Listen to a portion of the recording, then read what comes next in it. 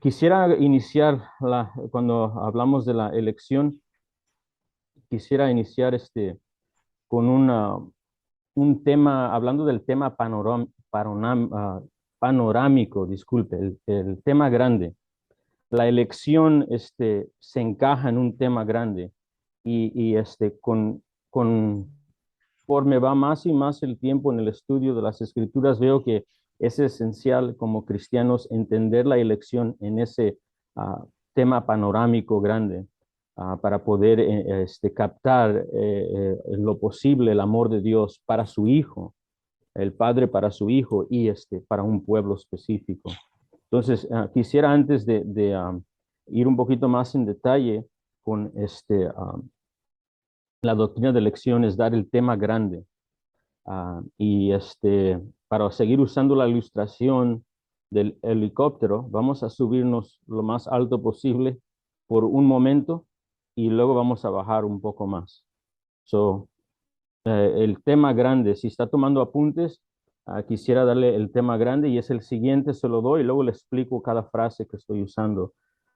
La Biblia nos enseña que en la eternidad pasada, el Dios Trino hizo un plan redentor para salvar a un pueblo específico, que Dios Padre daría a su Hijo con la meta, el propósito para la manifestación de su gloria. Ese es el tema panorámico donde va a encajar la elección. En la eternidad pasada, el Trino Dios hizo un plan redentor para salvar a un pueblo específico que Dios Padre iba a dar a su Hijo para la manifestación de su gloria. Con eso en mente, empecemos con esa frase, la eternidad pasada. ¿Qué significa o qué quiero decir cuando usamos la frase la eternidad pasada?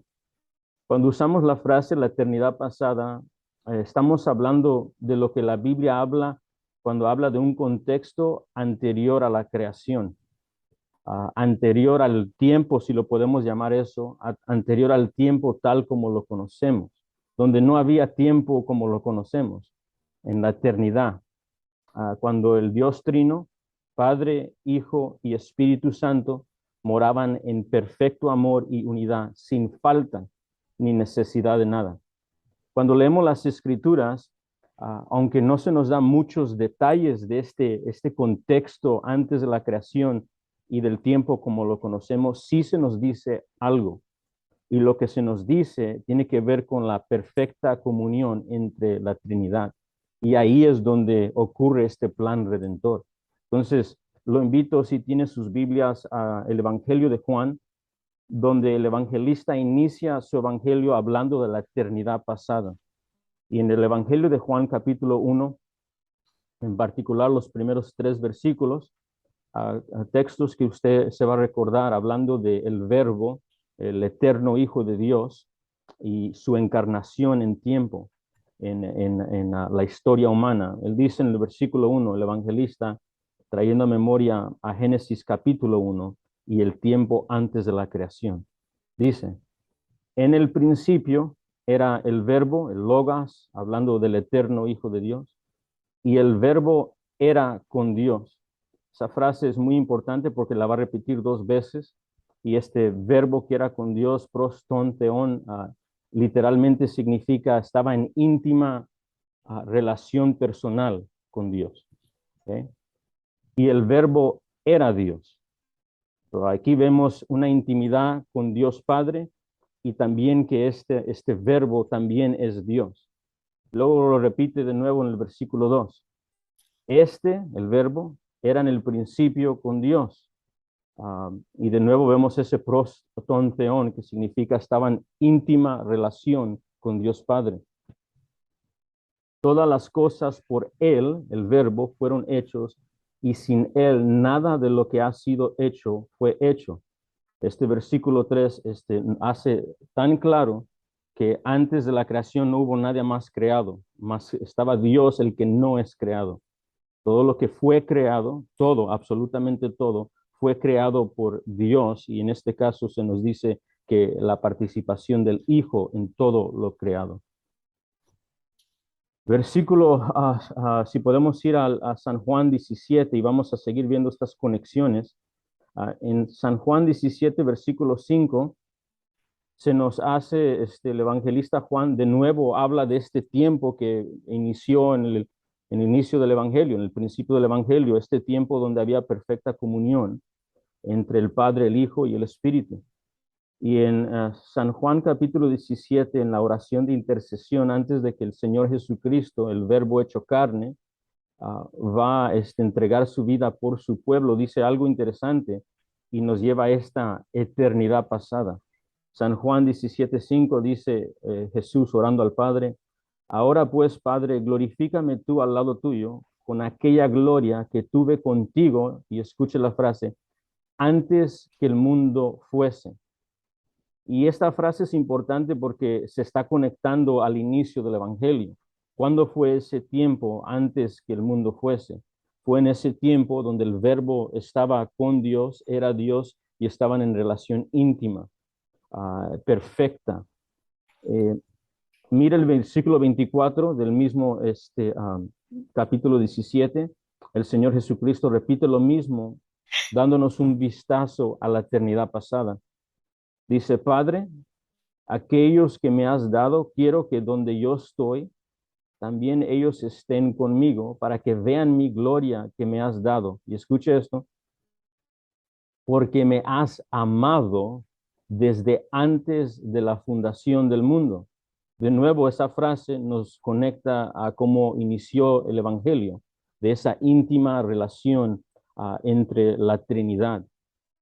Lo que quiero decir con esto es que las escrituras hablan de un tiempo, si lo podemos llamar así, más bien un contexto anterior de la creación, y donde la Trinidad estaba en perfecta armonía y amor entre sí y en necesidad de nada. El amor y el compañerismo entre los miembros de la Trinidad no tuvo un comienzo, sino que ha existido eternamente. La Biblia menciona este contexto que a menudo llamamos la eternidad pasada. Es en este contexto donde tenemos un plan redentor. Es donde vemos que este plan redentor se llevó a cabo. Y podemos ir en varios textos y los vamos a ver más adelante, pero quiero que vea algo muy interesante en el vocabulario de los que predican el Evangelio cuando el Mesías viene en carne y hueso, el Verbo, el Señor Jesucristo, y muere por un pueblo específico. Y resucita entre los muertos, se va a la diestra del Padre y luego cuando ellos van predicando, ellos dicen algo muy interesante acerca de la crucifixión, acerca de lo que sucedió en esta obra expiatoria donde redimió, donde hizo propiciación. Y mire esto en Hechos 2:23, si puede voltear ahí conmigo, lo puede poner vista en la pantalla.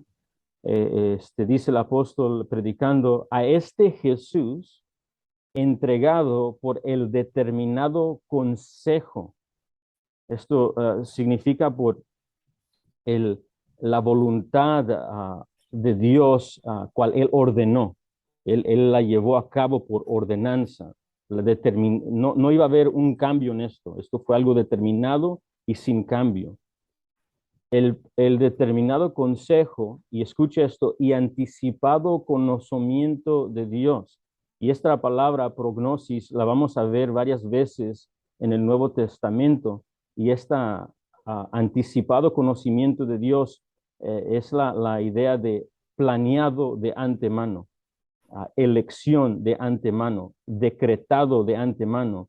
¿Y de antemano de qué? Aquí se nos está dando este plan redentor de antemano de la creación, y esto vamos a verlo más y más en las escrituras.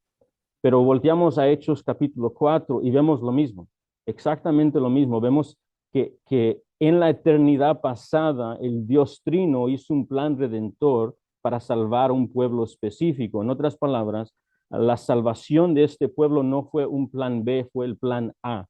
Fue lo que Dios planificó y decretó en la eternidad pasada que se iba a llevar a cabo. Hechos 4:27 y 28 porque verdaderamente se unieron en esta ciudad contra tu santo Hijo Jesús, a quien ungiste, Herodes y Poncio Pilato, con los gentiles y el pueblo de Israel. Escucha el versículo 28.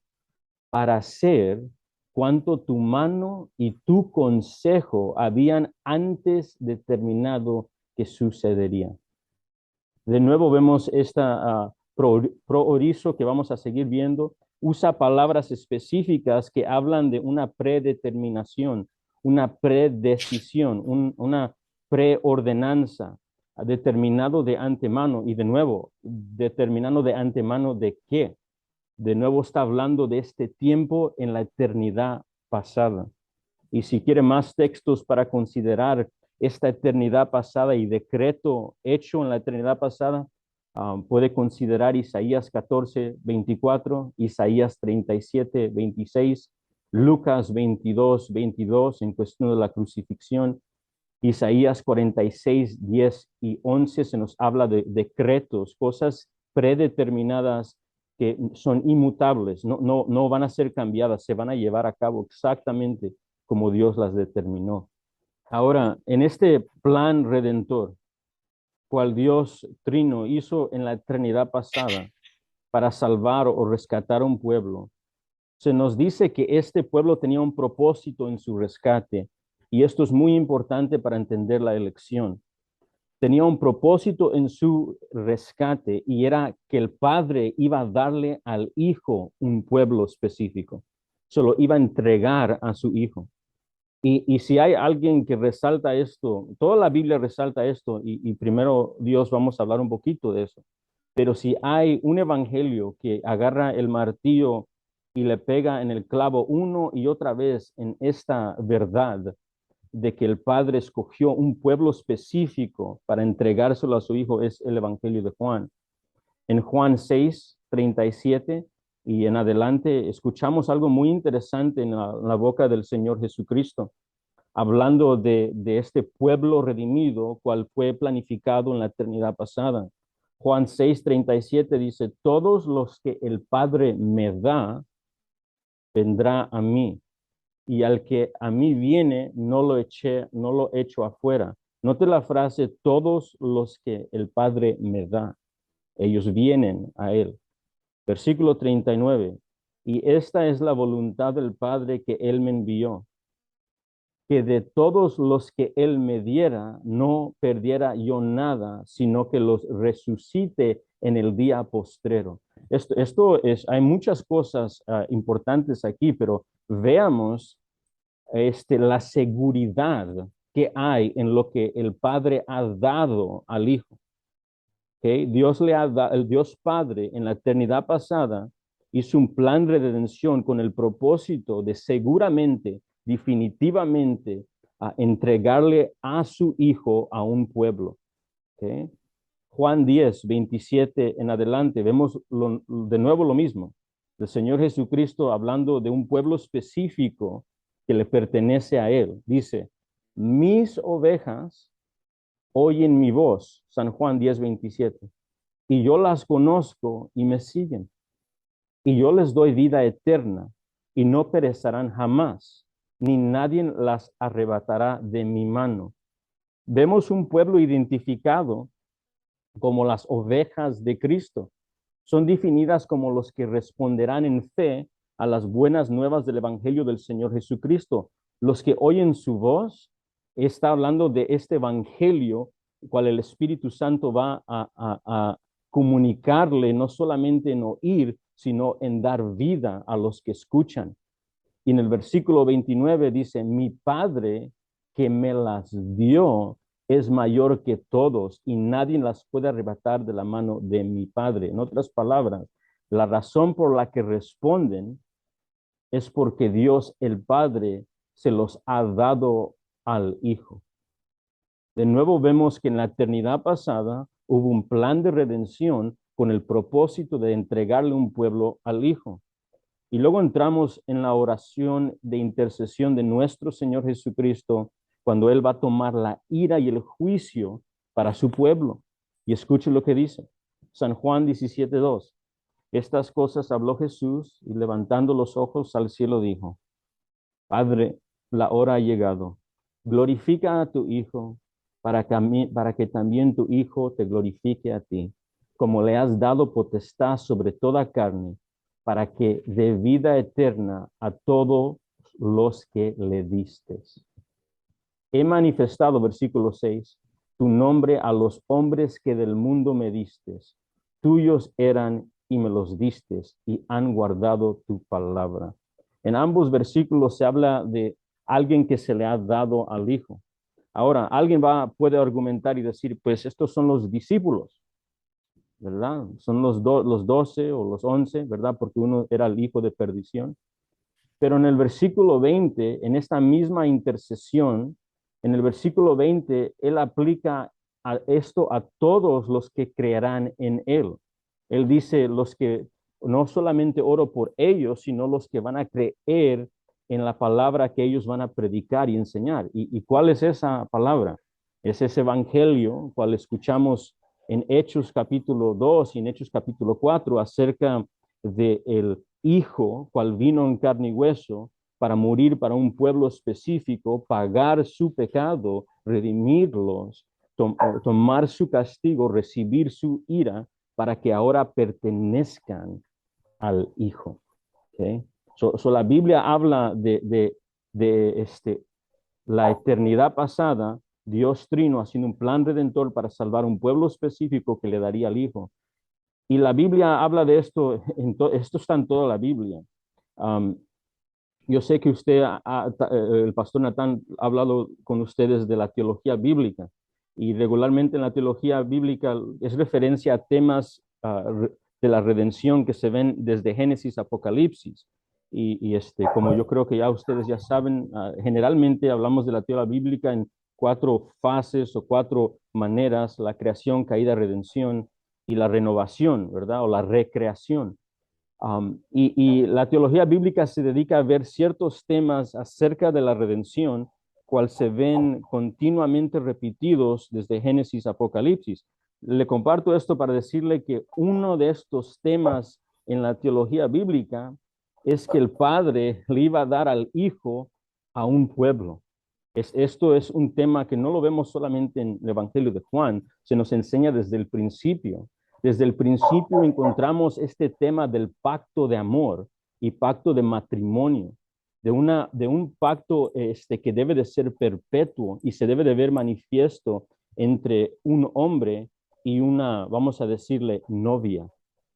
Lo vemos desde Génesis en el jardín, cuando Dios crea los cielos y la tierra, presenta a Adán y luego le presenta a Eva y tenemos el primer matrimonio, cual es un pacto de matrimonio que debe de ser perpetuo, donde Adán debe de proteger a su esposa, amar a su esposa, cuidar a su esposa y como sacerdote y rey no permitir que venga una serpiente a engañar y traer muerte a su esposa, sino aplastarle la cabeza a cualquier enemigo que venga en contra de la voluntad de Dios y en ataque de su novia, de su esposa. Vemos esto también de nuevo repetido en el pacto del monte Sinaí. Viene Yahweh y rescata a su pueblo de esclavitud, después de que Adán cayó y se fueron en la esclavitud del pecado, pues también vemos una imagen de esclavitud con el faraón. Y viene Yahweh y los rescata a ellos, y cuando los presenta finalmente del rescate en el monte Sinaí, de nuevo viene y hace un pacto con ellos. Y este pacto es pacto de amor perpetuo. Uno, de nuevo, es vocabulario de matrimonio. Él tiene un pueblo que está siendo entregado a él mismo.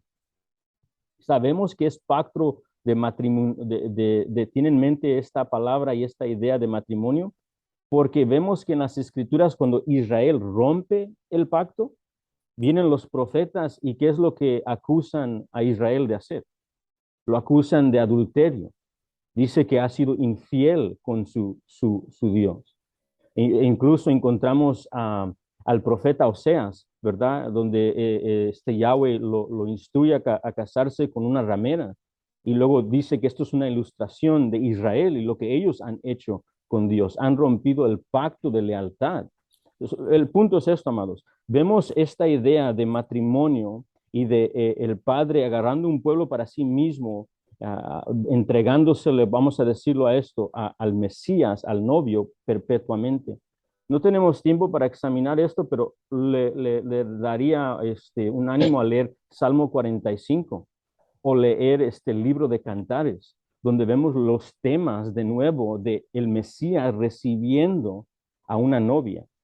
Y luego, si quiere ponerlo a descanso, esta idea de, no idea, esta verdad que vemos repetida continuamente en la Biblia, podemos ir a Efesios 5, 22 al 32, donde después de usar esta ilustración continua del matrimonio, aplicándolo a Jesús y la iglesia, en los últimos versículos del 30 al 32, Pablo nos dice exactamente que este es un misterio cual se nos ha dado a entender que habla de la iglesia de Jesucristo, del Mesías, y siendo el matrimonio siendo una ilustración vívida del amor de Cristo con su iglesia, un pueblo entregado a Él.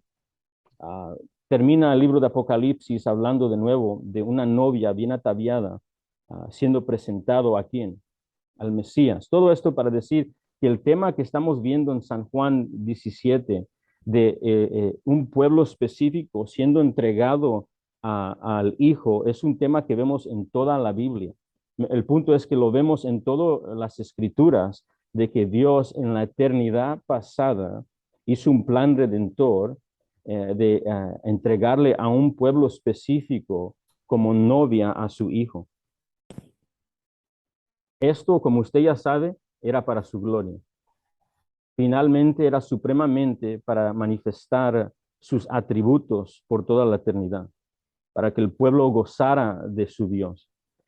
Y podemos ver varios pasajes, pero uno de ellos, Isaías 43, 6 al 7, Yahweh está hablando de un pueblo. Está hablando de un pueblo siendo recolectado, siendo unido de todos el mundo. Y esto es judío y gentil. Versículo 6, él dice, voy a hablar al norte y que los entregue. Voy a hablar al sur y que los entregue y que no se detenga. Voy a traer a mis hijos de lejos y les diré al norte de acá y al sur, no te detengas. Y luego dice en el versículo 7, todos los llamados de mi nombre, para gloria mía los he creado, los formé y los hice. Ese versículo 7 a veces lo usamos para aplicarlo a todo lo que ha hecho Dios y sí es aplicable, pero en el contexto específicamente está hablando de su pueblo. Está específicamente hablando de un pueblo específico cual Él va a redimir de todas las naciones en todo el mundo esparcido y con la meta de manifestar su belleza, su majestad y todos sus atributos en perfección y que ellos puedan deleitarse, observar y glorificar al Dios que salva. Efesios 1, 6, hablando del propósito de la salvación, dice que fue para alabanza de la gloria de su gracia.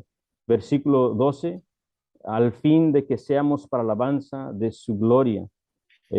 Capítulo 2, versículos 7 y 9, hasta el 9, para mostrar en los siglos venideros los abundantes riquezas de su gracia, para dar a conocer su gloria. Versículo 9, dicho de una manera negativa, no por obras para que nadie se gloríe, dicho de una manera positiva, para que Dios reciba la gloria. Capítulo 3, versículo 21, después de establecer los propósitos de salvación en la eternidad pasada, llevadas a cabo por el Hijo, aplicadas por el Espíritu, en Efesios 3, 21 nos da de nuevo el propósito. A Él sea la gloria en la iglesia, en Cristo Jesús, por todas las edades. Le estoy comunicando algo que usted ya sabía, y es que en la eternidad pasada el Dios Trino hizo un plan redentor para salvar un pueblo específico y dárselos a su Hijo con la meta suprema de su gloria y manifestar quién Él es. Con esto en mente, viendo el tema panorámico de la elección, aquí es donde encaja la elección. Aquí es donde encaja la elección. En este plan en la eternidad, llevado a cabo para darle al Hijo un pueblo específico y exaltar al Hijo, exaltar su nombre y que el pueblo pueda gozarse de la misma comunión que existía y siempre ha existido en la eternidad pasada entre la Santa Trinidad.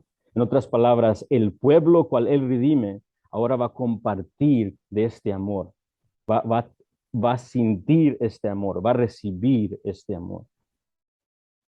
Vamos a hablar ahora de la elección de Dios, la elección de Dios. Vamos a hablar de a quién es quien Él salvaría y daría al Hijo para su gloria. Y esto es donde encaja la elección, es a quién Él va a darle a su Hijo para su gloria. Vamos a dar una definición de la elección. Si está tomando apuntes conmigo, una definición de la elección sería la siguiente: la decisión de Dios de escoger a aquellos que serían dados al Hijo y salvaría al Hijo. Una manera corta de recordarlo.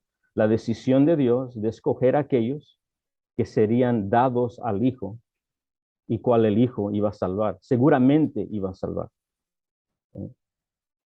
Si quiere elaborar esto un poquito más, la elección habla de la decisión de Dios en la eternidad pasada, de decidir a salvar y redimir a ciertos individuos y tomar esos ciertos individuos y dárselos a su Hijo, ¿okay? Por medio de un rescate, una salvación. Es una decisión basada en su libre y soberana voluntad, su beneplácito, como dice Efesios capítulo 1. Y no es una decisión en base de ninguna fe o amor prevista en aquellos a quienes eligió. Vamos a hablar más de eso en adelante, pero esto es una manera elaborada de definir la elección. Esta decisión en la eternidad pasada de salvar a un pueblo y entregárselo a su Hijo es una decisión basada en su libre y soberana voluntad y su beneplácito, porque le plació. ¿Okay? Y no es en base de ninguna fe o amor prevista en aquellos en quienes eligió. Me gusta mucho la definición de J.I. Packer. Si usted lee un libro de teología y teología sistemática o teología bíblica, va a haber varias definiciones que van a tener todos estos elementos, pero creo que J.I. Packer hace una manera concisa y al punto de la elección, y él la define de esta manera. La elección es el padre dando al hijo una gran compañía de gente a quien el hijo ciertamente salvaría o salvará. Eso es una excelente manera de recordar la elección. La elección es el padre dando al hijo una gran compañía a quien el hijo ciertamente salvará. Vamos a hablar de puntos doctrinales sobre la elección, y cuando uso la frase puntos doctrinales, esto es lo que quiero decir. Estas son cosas que la Biblia enseña acerca de la elección. Y estas son cosas que usted y yo debemos de creer, recibir y enseñar, porque la Biblia las enseña. ¿Okay? Hay misterios, yo no voy a poder contestar toda pregunta porque no la sé. Y seguramente ningún ser humano va a saber ciertos misterios. Pero hay cosas dentro de las páginas de las Sagradas Escrituras inherentes, infalibles, cual nos enseña el Espíritu de Dios acerca de esta lección. Esta sí debemos de aprender, sí debemos de conocer y debemos de compartir para el ánimo y la edificación de la iglesia. A esto me refiero cuando estoy hablando de puntos doctrinales sobre la elección. Y la primera es que la Biblia enseña la elección. Es una simple pero importante. La Biblia enseña elección. Esta es la primera. Para decirlo de otra manera, la elección no es una doctrina opcional para creer.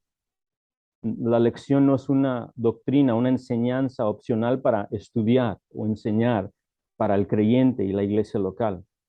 Para decirlo de una manera positiva, la elección se nos presenta sin vergüenza en las Escrituras y se nos presenta para creerla, se nos presenta para confiar en Dios, se nos presenta para amar a nuestro Dios, se nos presenta para estudiar lo que Dios ha hecho en su Hijo y se nos presenta para enseñarla a su iglesia y así dar todo el consejo de Dios, que su iglesia crezca en el conocimiento de su Hijo, en amor por su Hijo, y así alaben a su Hijo supremamente.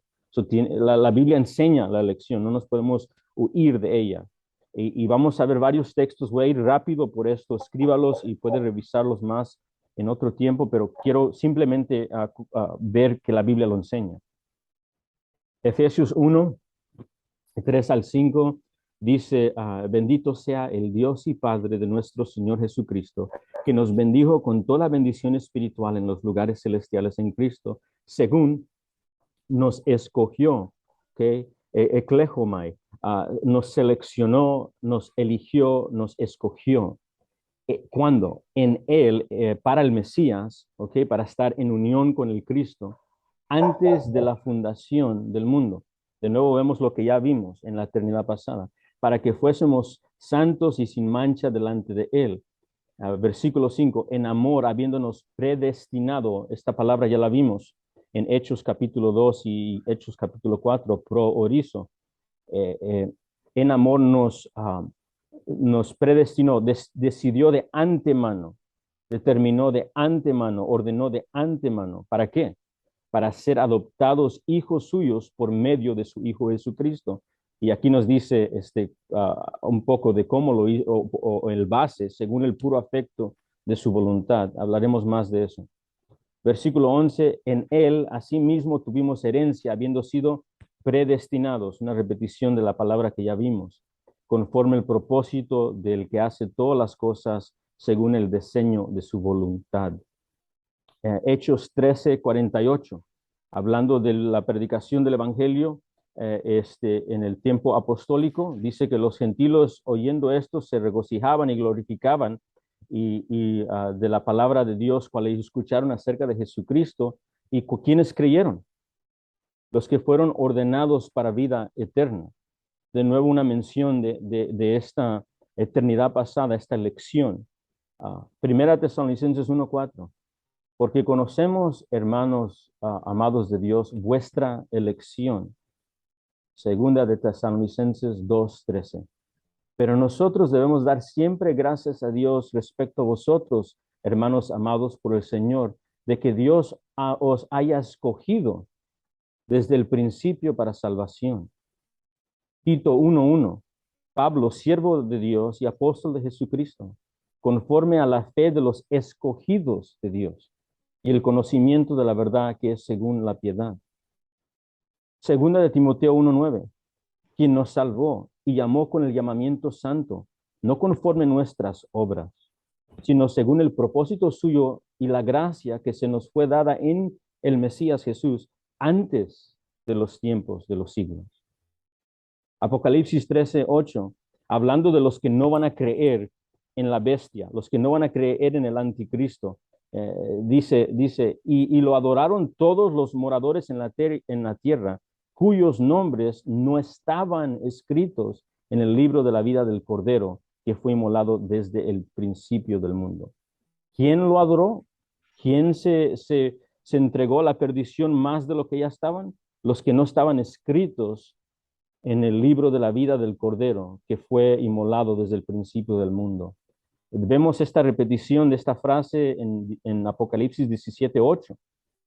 Y es un lenguaje aquí que destaca a un pueblo elegido que pertenece al plan redentor de salvación del Dios Trino en la muerte expiatoria de su Hijo, que fue decretada y decidida de manera inmutable, sin cambio, por el Dios Trino antes de la creación, en la eternidad pasada. De nuevo vemos este tema grande, que en la eternidad pasada Dios eligió a un pueblo específico para salvar, redimir y entregar al Hijo.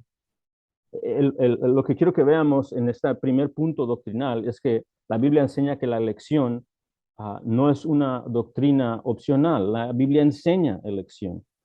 Como dijo el amado Dr. D. Martin Lloyd Jones, la Biblia presenta la elección sin vergüenza, no para ser debatida, no para traer acusaciones en contra de ella, sino para ser creída en humildad. Y esto es como la Biblia la presenta. Ahora, cuando hablamos de la elección de Dios, generalmente, y tengo que hacer esta cláusula de generalmente, porque si encontramos hermanos que guardan una posición diferente, yo sé que van a decir, David, no definiste mi posición exactamente como yo la creo, y yo sé, de antemano, yo le digo, yo sé, pero como estamos viendo esto como introducción, y como hay distinciones aún entre ambos posturas que les voy a compartir, solo puedo dar un vistazo general. Pero si desean saber más, yo sé que tal vez Dios pueda proveer más oportunidades o el pastor Natán también puede embarcar o tal vez ya ha embarcado más sobre las distinciones entre estas posiciones sobre la elección de Dios. Voy a compartir dos posiciones en general y como todo, una va a ser cierta y una no va a ser cierta, una va a ser bíblica y una no va a ser bíblica. Vamos a hablar de estas dos posiciones. La primera posición de la elección de Dios, hay algunos creyentes que dicen que la manera que Dios eligió y la manera que Dios decidió en esa eternidad pasada fue en base de la fe que Él vio antemano, ¿ok? Por medio de su omnisciencia, el conocer todo. Y como Él conoce todo y sabe todas las decisiones posibles, Él vio hacia el futuro, ¿verdad? Y Él viendo hacia el futuro dijo, David iba a creer en mí, o David me va a amar, David va, cuando se le presente el Evangelio, va a creer. Y en base de eso, Él eligió. Eso a veces se llama la fe prevista, el amor previsto. So, Dios escoge en base de mirar hacia el futuro, o a veces una ilustración es leer el libro hasta el final y decir, oh, David me va a creer, David, sí, yo iba a creer. Mirar hacia el futuro y en esa base hace su decisión de escoger. Ahora, de nuevo, una manera generalizada de cómo se habla de esa posición. Esa posición a veces se llama arminianismo. ¿Okay? So, la posición de fe prevista, es decir, Dios escoge sobre la base de fe que Él vio antemano, a veces se conoce como arminianismo. También a veces se conoce como disculpe, mi pronunciación va a ser difícil en esta, semipelagianismo, ¿ok? Semipelagianism, pero semipelagianismo. Hoy en día se está sacando una posición que es esta, pero no sé si ha escuchado esto en nuestros días, pero en nuestros días se usa mucho la palabra provisionism. También otra palabra es elección condicional y se conoce como elección condicional porque la condición es que la persona escogió.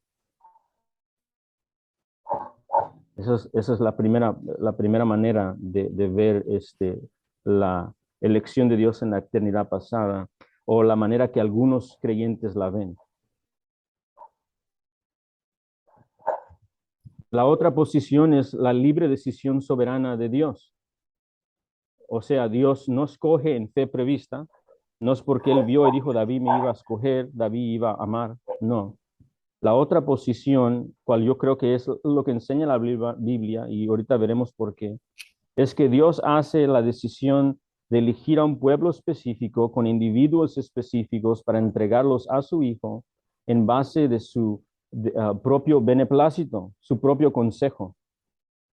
No había influencia exterior moviendo las decisiones de Dios a tomar esta decisión. Él la tomó en su literalmente libre albedrío.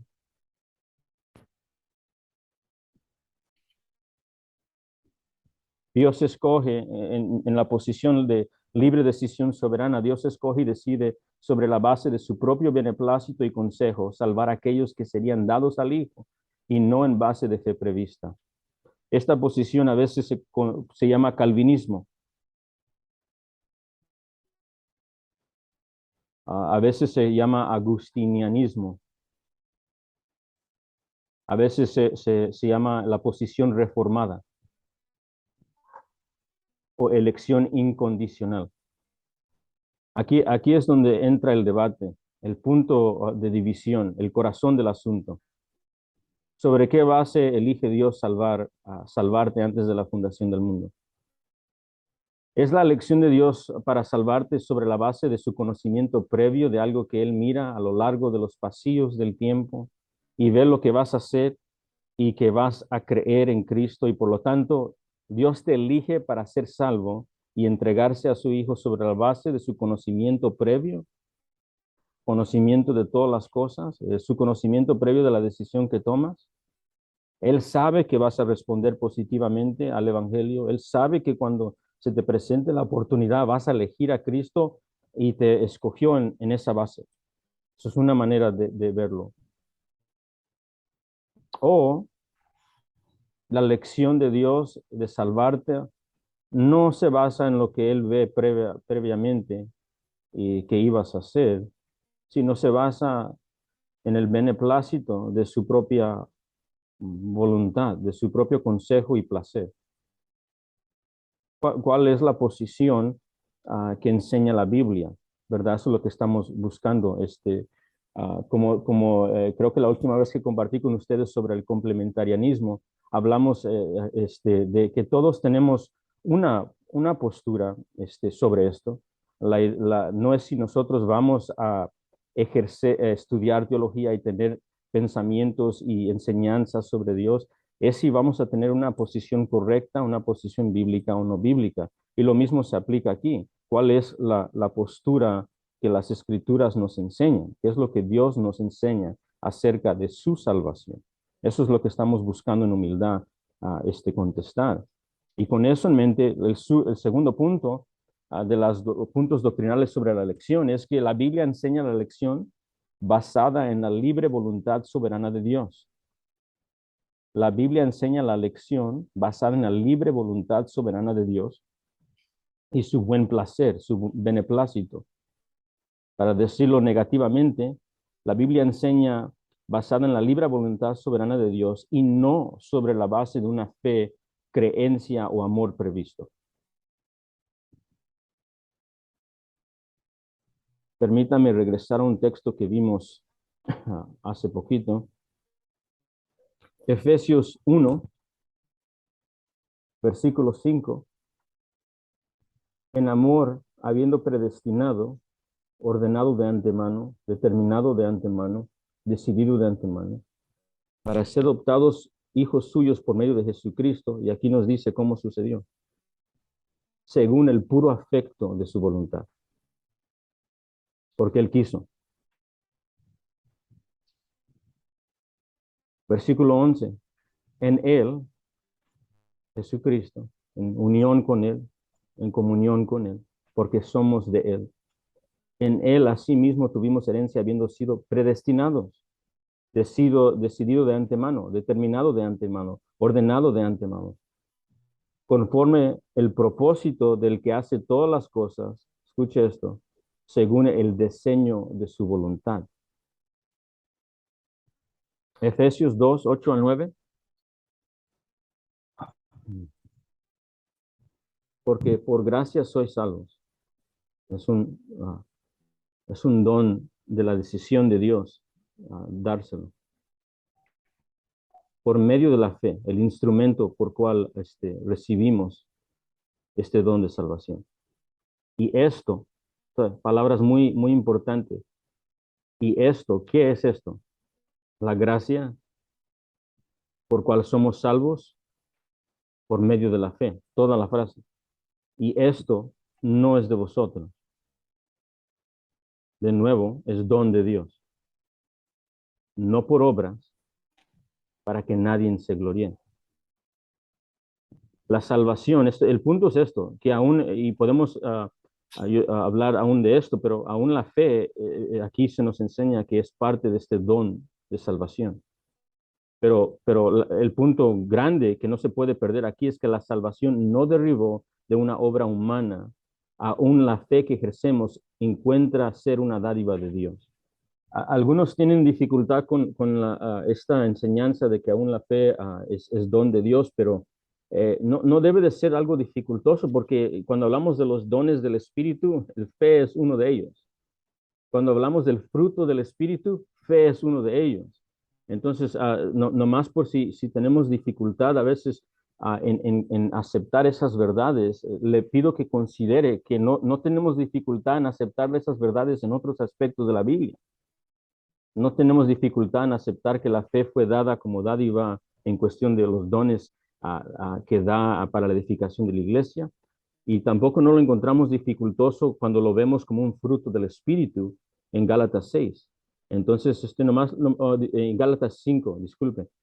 Solo le pido que considere eso. Pero el punto es que Efesios 2, 8 y 9 nos enseña que la salvación no derivó de un esfuerzo o un plan o del hombre, vino de Dios. Segunda de Timoteo 2, 24 y 25, dándole instrucciones a Timoteo en cómo ah, en cómo responder a los que están combatiendo el evangelio. Les dice que el siervo del Señor no debe de ser contencioso, sino amable para con todos, apto para enseñar, sufrido, y escucha esto, que con mansedumbre corrija a los que se oponen, por si quizá Dios le conceda que se arrepientan para conocer la verdad. Podemos hablar mucho de esto y no le prometo poder traer contestaciones a todo, pero sí algo que podemos aprender de estas breves observaciones es la siguiente. La Biblia enseña específicamente que la salvación no se basa en la fe prevista, ¿ok? No se basa en un amor previsto, no se basa en un esfuerzo humano. La fe, aunque definitivamente la ejercimos, no, la Biblia no dice que no ejercimos voluntad, definitivamente ejercimos voluntad, pero la fe que definitivamente ejercimos como creyentes, la Biblia también nos enseña que es un don de Dios producido por la obra regeneradora del Espíritu Santo. John Stott, me gusta cómo lo dijo él, lo puso de esta manera. ¿No elegí a Dios? Pregunta alguien indignado. ¿No elegí a Dios? Pregunta alguien indignado. A lo que debemos responder, sí, de hecho lo hiciste y libremente, pero solo porque en la eternidad Dios te había elegido primero. ¿No me decidí por Cristo? Pregunta alguien más. A lo que debemos responder, esta es la respuesta correcta. Sí, de hecho lo hiciste y libremente, pero solo porque en la eternidad Dios había decidido primero por ti. Ambos van trabajando juntas, ¿ok? Pero cuando vemos en lo que la Biblia enseña, nos definitivamente nos dice que la razón que pudimos llegar a tal decisión fue porque Dios decidió primero. Si quiere un texto, para mí me ha ayudado mucho este texto. Si quiere un texto para recordar esto, es Primera de Juan 4:10 y Primera de Juan 4:19. Y lo vimos cuando estudiamos la causa de la expiación. Primera de Juan 4:10 y en adelante dice, en esto consiste el amor, en esto, no que nosotros hayamos amado a Dios, sino en que Él nos amó a nosotros y envió a su Hijo en propiciación por nuestros pecados. Y uno de mis versículos favoritos, Primera de Juan 4:19. Nosotros le amamos a Él porque Él nos amó primero. Esta cita me gusta mucho por Charles Spurgeon. Lo animo a que se recuerde de ella. Charles Spurgeon, en The Sword and the Trowel, dijo lo siguiente: creo en la doctrina de la elección porque estoy bastante seguro de que si Dios no me hubiera elegido a mí, yo nunca lo habría elegido a él. Y estoy seguro de que me eligió antes de que yo naciera, o de lo contrario, nunca me hubiera elegido después. Y debe haberme elegido por razones que desconozco, porque nunca pude encontrar ninguna razón en mí mismo por la que debería haberme mirado con su amor especial. Esto es una excelente resumen de lo que estamos viendo. Tuvo que hacer por su beneplácito y por su decisión de amarnos primero. Y esto es lo que debe de causar en nuestros corazones no solamente humildad, sino una heavenly blushing. No sé cómo se dice en español cuando el rostro se pone rojo porque alguien te quiere tanto, ¿verdad? Y dices, esto es un amor inmenso que Dios está demostrando hacia nosotros por medio de su Hijo Jesucristo y redimirnos, salvarnos y entregarnos a Él. Quiero decir una cosa acerca de la fe prevista. Y amados, quiero dar esto claro. Si alguien guarda la posición de arminianismo, no necesariamente significa que son, vamos a llamarlos herejes y vamos a dividirnos. No vamos a hacer eso. Okay, en la congregación donde sirvo juntamente con el pastor Celestino, hay hermanos que guardan esta posición y los amo. Y algunos de ellos son hombres y mujeres, yo les diría, para mi vergüenza, más humildes que yo, llenos del Espíritu y de los frutos del Espíritu de una manera que codicio santamente lo que ellos tienen. No vamos a tomar esto como un punto de mirar a otros abajo, en ninguna manera. Simplemente mi argumento es bíblico, diciendo esto es lo que la Biblia enseña, y no veo esta otra postura de fe previsto o la posición arminianista en las escrituras, no lo veo así. Seguramente, ojalá usted puede considerar lo que le estoy compartiendo, pero James Montgomery Boyce lo dijo de esta manera y estoy 100% de acuerdo, hablando de la posición que Dios mira hacia el futuro y en base de lo que Él ve, decide. Esto es evidentemente imposible. Un problema es que una elección como esa no es realmente una elección.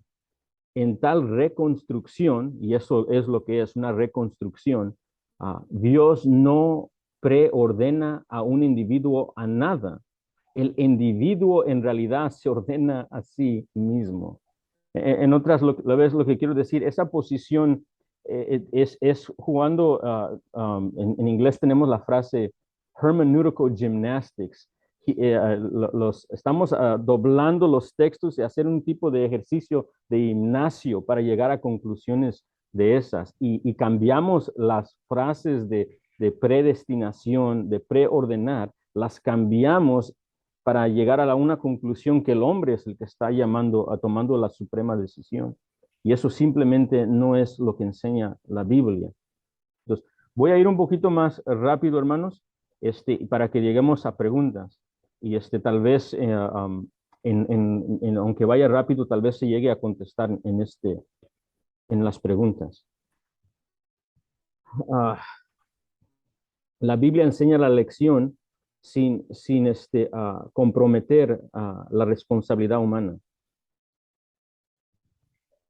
La Biblia enseña la lección sin comprometer la responsabilidad humana. Ambos deben ser creídos, estudiados y enseñados sin vergüenza o buscando minimizar una verdad a la expensa de la otra. Y esta frase que tengo en citas, la agarré prestada de el documento de las creencias fundamentales de Crossway.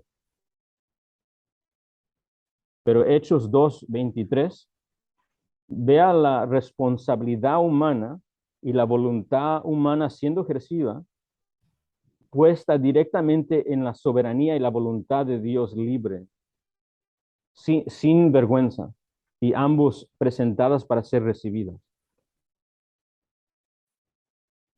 Hechos 2:23. A este Jesús, entregado por el determinado consejo y anticipado conocimiento de Dios, suprema soberanía sobre lo que sucedió.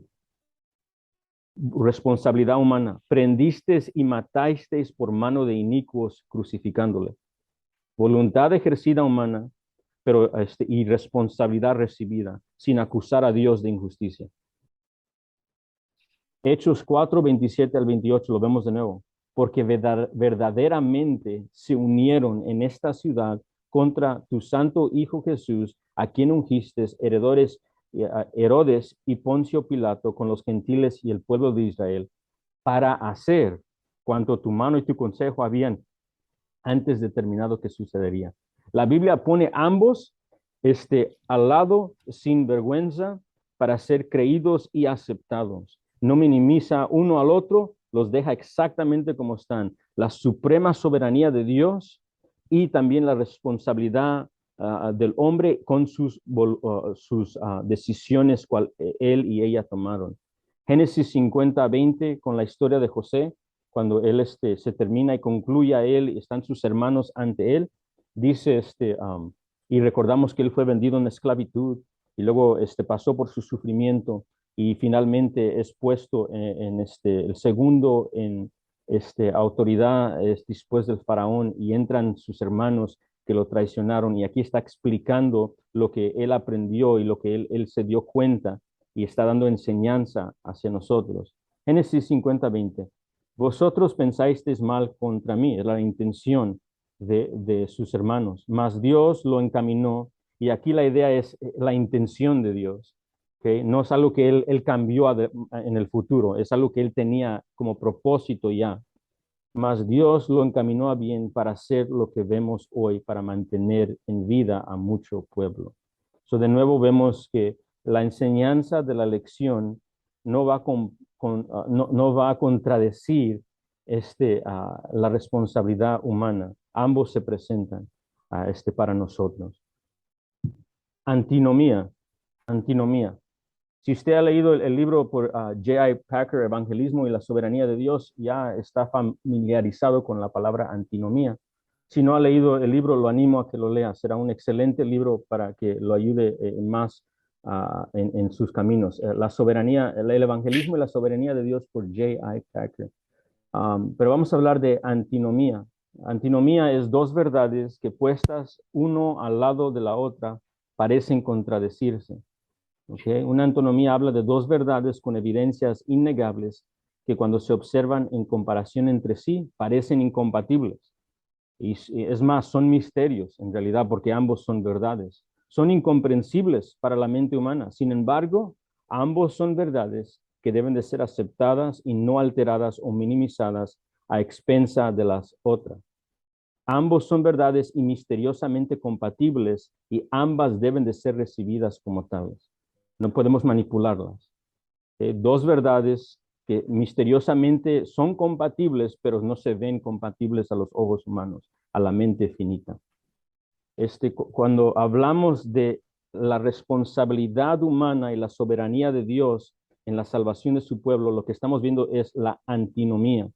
Vemos claramente que es Dios quien escoge, es Dios quien salva, es Dios quien regenera, pero a la misma vez vemos que textos como Juan 3:18, el que en él cree no es condenado, pero el que no cree ya ha sido condenado porque no ha creído en el nombre del unigénito Hijo de Dios. Vemos la responsabilidad del hombre llevada a cabo justamente.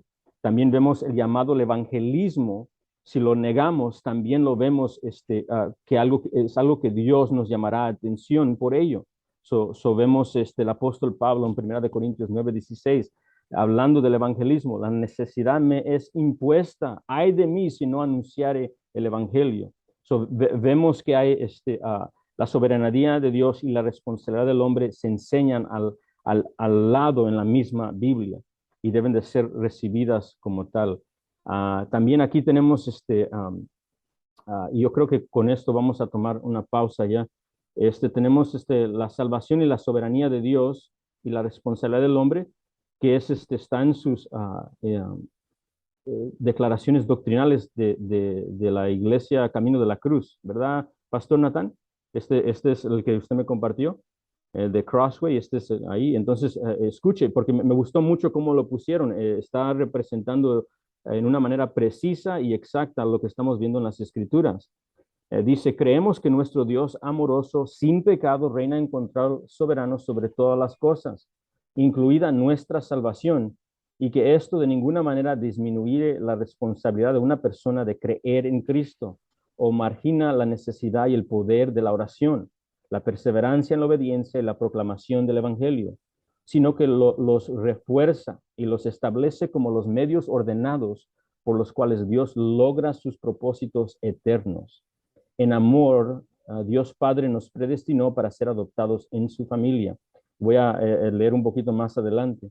El Evangelio es una oferta real y gratuita de salvación para todo ser humano y debe de ser predicado a todos sin excepción o calificación, porque Dios escogió las cosas humildes de este mundo, las cosas despreciadas, las cosas que no son, para anular las cosas que son. Ningún ser humano puede jactarse jamás delante de él. Cristo Jesús se ha convertido en nuestra justicia, santificación y redención. Y Dios recibe toda la gloria y nuestro gozo eterno se encuentra en él. Y luego me gusta su resumen al final. En resumen, no vemos ninguna contradicción entre la predestinación y la responsabilidad humana, sino que aceptamos ambas como se enseña en las Escrituras, sin buscar minimizar una verdad a expensas de la otra. Este último resumen breve aquí es un excelente resumen de lo que ya hemos cubrido hasta este punto, que no hay ninguna contradicción entre la predestinación y la responsabilidad humana. Lo que estamos viendo es antinomía. Estamos viendo dos verdades que se deben de creer, aceptar y enseñar. Y no se contradicen, aunque misteriosamente no podemos captarlas en su totalidad en nuestra mente. Me permite dar otra punto doctrinal, y esto es muy importante que recordemos, es que la Biblia enseña que la predicación del Evangelio es el medio por el cual Dios salva a sus elegidos. Esto es muy importante recordar. Hay una cosa que conocemos como el hyper-Calvinism, el calvinismo, el hiper-calvinismo, y eso básicamente dice pues si Dios eligió, no tenemos que predicar. Dios va a rescatar. Primero, las escrituras nos llaman a predicar, nos instruyen y nos dan mando y imperativo a predicar. Eso es desobediencia. Eso es falta de creer en el Dios que nos instruyó. Ah, Segundo, las escrituras nos enseñan que el medio que usa Dios para llamar a los elegidos es la predicación. Como leímos anteriormente, el Señor Jesucristo dijo, mis ovejas oyen mi voz. Y esto es referencia a la predicación del Evangelio. El evangelismo es el mensaje glorioso por el cual el Espíritu Santo convence, regenera y asegura la salvación de sus elegidos. Romanos 10, escuchemos esto, porque en Romanos 10 esto se encuentra en un contexto de la doctrina de elección y donde es más fuerte la doctrina de elección. Y ahí se encuentran estas declaraciones del apóstol. ¿Cómo pues, Romanos 10, 14, 15 y versículo 17, cómo pues invocarán a aquel en el cual no han creído? ¿Y cómo creerán en aquel de quien no han oído? ¿Y cómo oirán sin haber quien les predique? ¿Y cómo predicarán si no fueran enviados? Como está escrito, cuán hermosos son los pies de los que anuncian la paz, de los que anuncian buenas nuevas. Así que la fe es por el oír y el oír por la palabra de Dios. Aquí está el evangelismo, aquí está el predicador, aquí está el pastor los domingos, aquí está el misionero. El que cree la doctrina de la elección no lo toma para no enseñar, es el motivo para hacerlo. Lo hace en obediencia y fe en el Señor Jesucristo y lo hace porque es partícipe ahora de la multiplicación de su gloria en toda la tierra. Aquí va predicando, aquí va porque sabe que es el medio, medio glorioso por el cual el Espíritu Santo convence, regenera y asegura la salvación de los elegidos. Efesios 1. Ya vimos que Efesios 1 definitivamente es un texto fuerte sobre la elección de Dios. Pero mire cómo continúa el texto. Después de llevarnos en la eternidad pasada y lo que Dios ha decidido en Efesios 1, ¿verdad? Luego nos llevó al propósito en su Hijo Jesucristo, de ser adoptados y llevarnos a Jesucristo. Mire el medio que usó Dios para acercarlos a Jesucristo. Efesios 1, 13 al 14. En él también vosotros, habiendo oído la palabra de verdad, el evangelio de vuestra salvación, y habiendo creído en él, fuiste sellados con el Espíritu Santo de la promesa, que es las aras de nuestra herencia hasta la redención de la posesión adquirida para la alabanza de su gloria. Lo vemos de nuevo, que esto es el medio por cual Dios llama a sus elegidos, el evangelismo, el evangelio glorioso del Señor Jesucristo, la palabra predicada del juicio venidero y del amor de Dios en su amado Hijo Jesús, predicado a toda criatura, a toda criatura. Hechos 13:48, los gentiles oyendo esto se regocijaban, oyendo el evangelio, y glorificaban la palabra del Señor, y creyeron todos los que estaban ordenados para vida eterna. San Juan 17, 8 y 9, y luego el versículo 20. El Señor Jesucristo en su oración de intercesión por su pueblo dice lo siguiente: les he entregado las palabras que me has dado, y ellos las recibieron, y han conocido verdaderamente que salí de ti, y han creído que tú me enviaste. Y yo ruego por ellos, no ruego por el mundo, sino por los que me diste, por, porque tuyos son. Versículo 20. Mas no ruego solamente por estos, los discípulos, sino también por los que han de creer en mí por la palabra de ellos. Es muy importante recordar esto, hermanos, que la Biblia enseña que la predicación del Evangelio es el medio por el cual Dios salva a sus elegidos. Cuando estudiamos la doctrina de elección, no va a remover el evangelismo. Eso sería una falsa doctrina, eso sería una falsa enseñanza y una falsa aplicación de lo que acabamos de leer. Debe de promoverla. Y vamos a ver esto en los propósitos de Dios en la elección. La elección de Dios tiene propósitos cuales se nos revelan en las escrituras y se nos enseña. Quisiera hablar de algunos de ellos. Primero, la Biblia enseña que el propósito de la elección es para su gloria. Es decir, Él eligió de esta manera, en base de su decisión libre y soberana, de salvar a un pueblo específico y entregarlo a su Hijo, con el propósito de mostrar su amor y su gracia. La Biblia enseña que la elección de Dios en amor tiene la intención de mostrar y dar a conocer su amor y gracia por su pueblo. Tiene el propósito de dar a conocer su gloria para que el pueblo disfrute de quién es Dios. Por ejemplo, hablando de los propósitos de la elección de Dios en amor, dice lo siguiente, Efesios 1:6. Dice que fue para la alabanza o es para la alabanza de la gloria de su gracia, con lo cual nos hizo aceptos en el amado. De nuevo, el versículo 12, hablando del propósito de la elección en amor para llevarnos a Cristo Jesús, al fin de que seamos para la alabanza de su gloria, nosotros los que primeramente esperamos en Cristo. Versículo 14, hablando de lo mismo, para la alabanza de su gloria.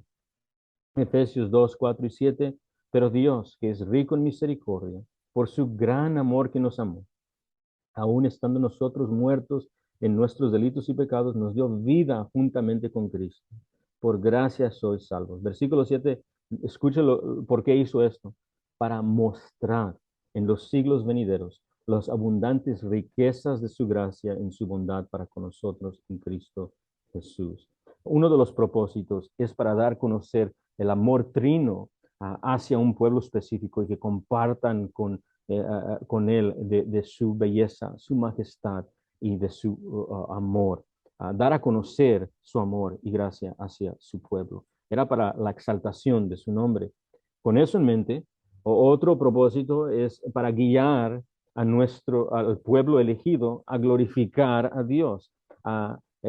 Uno de los propósitos de la elección, acuerdo a las Escrituras, es guiar a los elegidos, a los redimidos por la sangre de Cristo, a los entregados al Hijo, a la alabanza y devoción sin fin, perpetua. Romanos 11, 33 al 36. Como usted bien sabe, Romanos 9 al 11, capítulo 9 al 11, son la doctrina de elección ahí puesta, caso cerrado, como mencionamos. Y al final de establecer tal enseñanza, empezando desde Romanos 1, de la salvación de Dios mediante el Mesías por medio de la fe, no por obras para que nadie se gloríe, y luego estableciendo que esto fue en base de la elección de Dios, porque Dios decidió ser misericordioso hacia este pueblo específico en Cristo. Finaliza con esto. Oh profundidad, Romanos 11:33. Oh profundidad de las riquezas de la sabiduría y de la ciencia de Dios.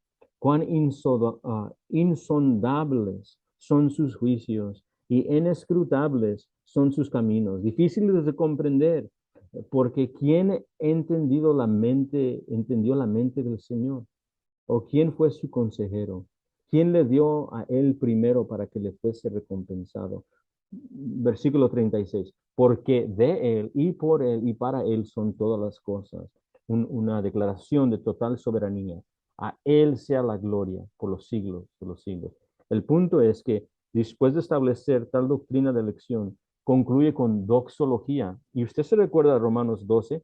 Romanos 12, 1 y 2 dice que los que tienen y han experimentado tal gracia se deben de presentar como sacrificios vivos, dice, porque esto es la adoración aceptable y lo que es apropiado para hacer la respuesta correcta. En otras palabras, la doctrina de la elección en Cristo Jesús es para provocar por medio del Espíritu a los elegidos alabanza y devoción y entrega total, para glorificar a Dios. So, revela la gloria de Dios, como vimos anteriormente, y también debe de provocar que el pueblo glorifique, atribuye honor a Dios. Efesios 1, 6, 12 y 14, ya los vimos, era para alabanza de la gloria, es decir, para que el pueblo responda en alabanza. Versículo 12, para alabanza de su gloria. Versículo 14, para alabanza de su gloria. Él manifestó su amor de esta manera en la elección por medio de su Hijo Jesucristo, para que su pueblo viera su gloria, su amor y su justicia, y así respondiera con honra hacia Él. Es más, Efesios 3:21, después de establecer todos los beneficios que tenemos en el Padre mediante el Hijo, aplicada por el Espíritu, Efesios 3:21 concluye con esto. A Él sea la gloria en iglesia en Cristo Jesús por todas las edades, por los siglos de los siglos. A Él sea la gloria. Y usted se recuerda cómo va el capítulo 4, el capítulo 5 y el capítulo 6. Es una entrega total de la iglesia. ¿A qué? A vivir para la alabanza, la gloria y la devoción sin fin a este Señor Jesucristo, al Trino Dios. Así que si me permite otro texto más, al fin de las cosas, o por decirlo, al inicio de la eternidad que entremos después de esta era como la conocemos. En Apocalipsis 7, 9 y 11, escuche el coro y lo que sucede cuando se atribuye la salvación que le pertenece a Dios. Dice Apocalipsis 7, 9 y 11, aquí están los elegidos, aquí están los perdonados, aquí están los que están escritos en el libro de la vida antes de la fundación del mundo, en el libro del Cordero. Dice, después de esto, miré en la gran visión, y he aquí una gran multitud, la cual nadie podía contar, de todas naciones y tribus, pueblos y lenguas, que estaban delante del trono y en la presencia del Cordero, vestidos de ropas blancas y con palmas en las manos. Y clamaban a gran voz diciendo, la salvación pertenece a nuestro Dios, que está sentado en el trono y al Cordero.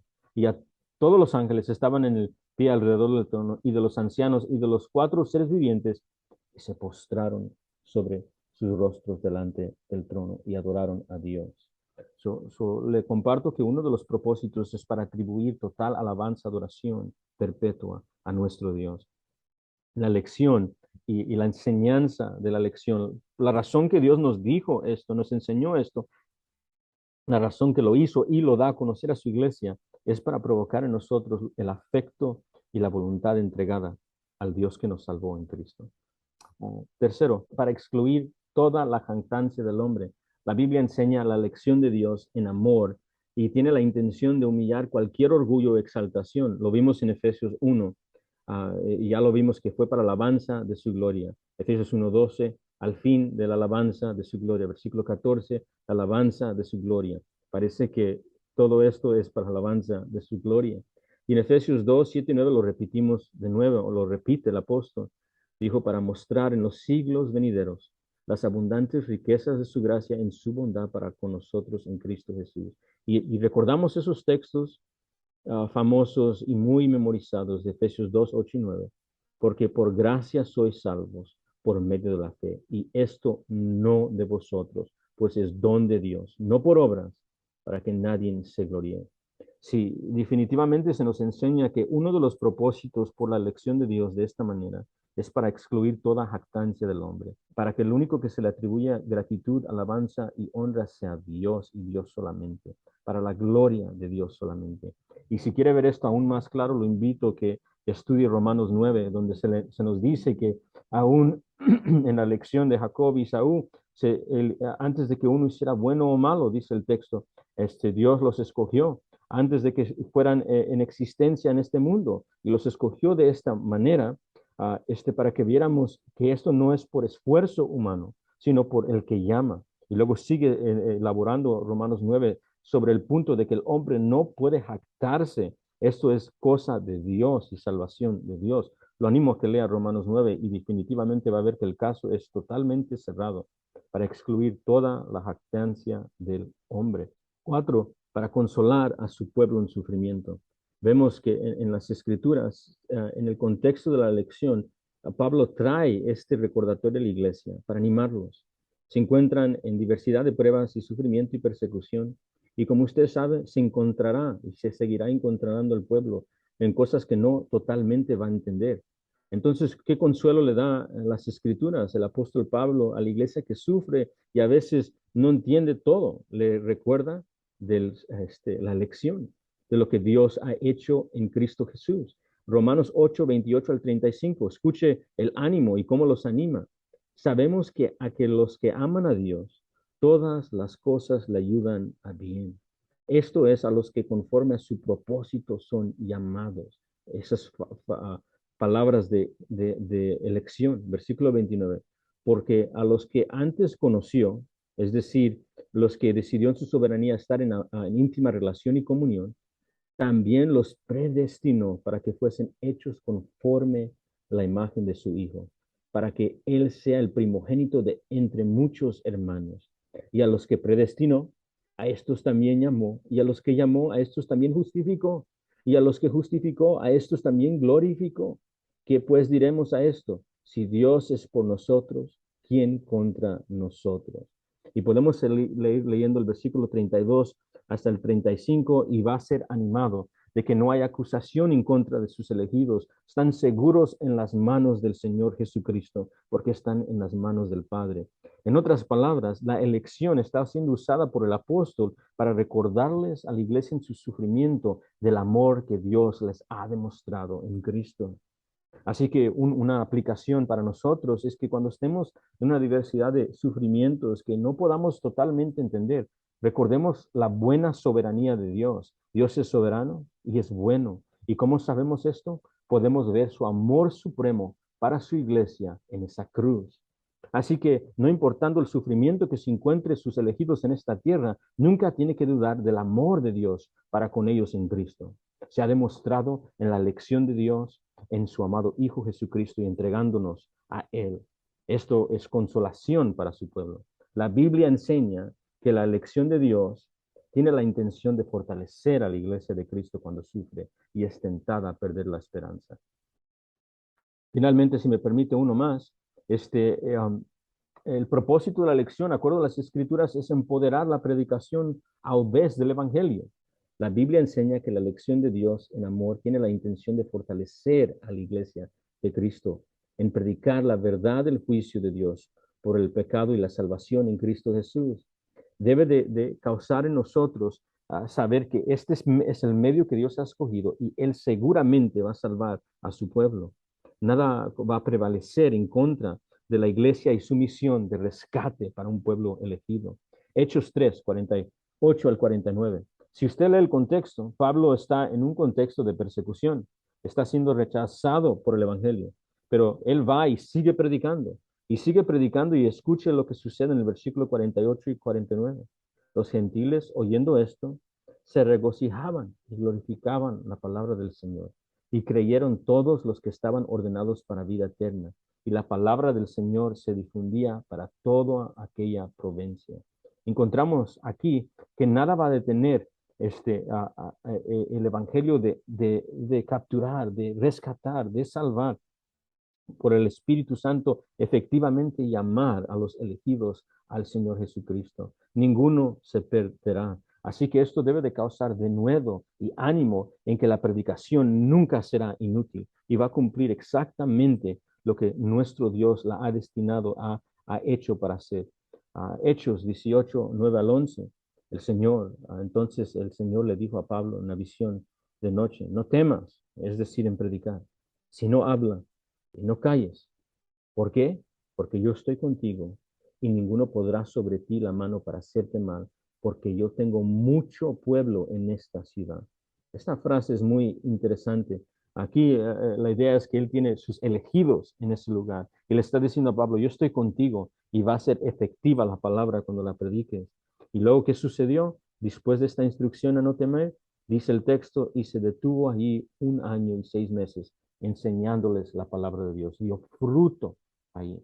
Así que debemos de ser animados y empoderados por el Espíritu en predicar con audaz todo el consejo de las Escrituras, cada verdad del juicio sin temor, porque aunque el corazón más duro se imponga en contra de Dios, Dios usa las escrituras predicadas del Espíritu Santo y va a traer a su pueblo a su Hijo Jesucristo. Así que prediquemos todo el consejo sin minimizar ninguna de sus verdades. De nuevo, en 2 Timoteo, Pablo ya está por morir por el Evangelio, va a ser decapitado por Roma. Y escuche cómo termina 2 Timoteo 2:10, dándole ánimo a su discípulo Timoteo y dándonos ánimos a nosotros. ¿Cuál es su motivación? Por tanto, todo lo soporto por amor de los elegidos, los escogidos, para que ellos también obtengan la salvación que es en Cristo Jesús con gloria eterna.